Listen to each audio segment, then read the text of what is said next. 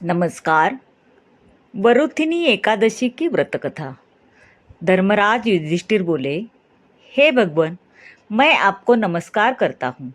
आपने चैत्र मास के शुक्ल पक्ष की एकादशी अर्थात कामदा एकादशी के बारे में मैं विस्तार पूर्वक बतलाया। अब आप कृपा करके वैशाख कृष्ण एकादशी का नाम क्या है तथा उसकी विधि एवं महात्म्य क्या है।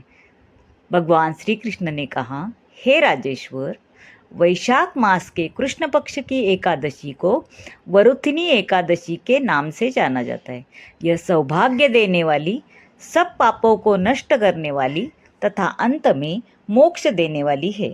इसकी महात्म्य कथा आपसे कहता हूँ। वरुथिनी एकादशी की व्रत कथा।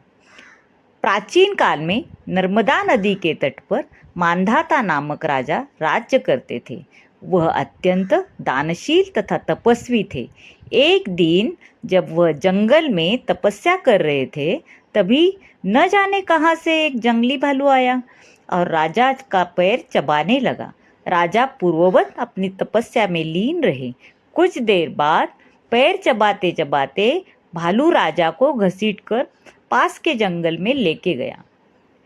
राजा बहुत घबराया, मगर तापस धर्म अनुकूल उनके क्रोध और हिंसा न करके भगवान विष्णु से प्रार्थना की।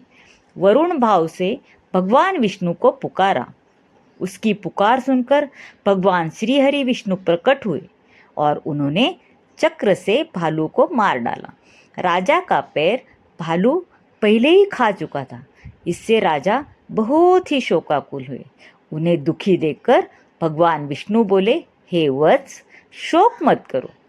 तुम मथुरा जाओ और वरुथिनी एकादशी का व्रत रखकर मेरी वराह अवतार मूर्ति की पूजा करो। उसके प्रभाव से पुनः सुदृढ़ अंगों वाले हो जाओगे। इस भालू ने तुम्हें जो काटा है, यह तुम्हारे पूर्व जन्म का अपराध था।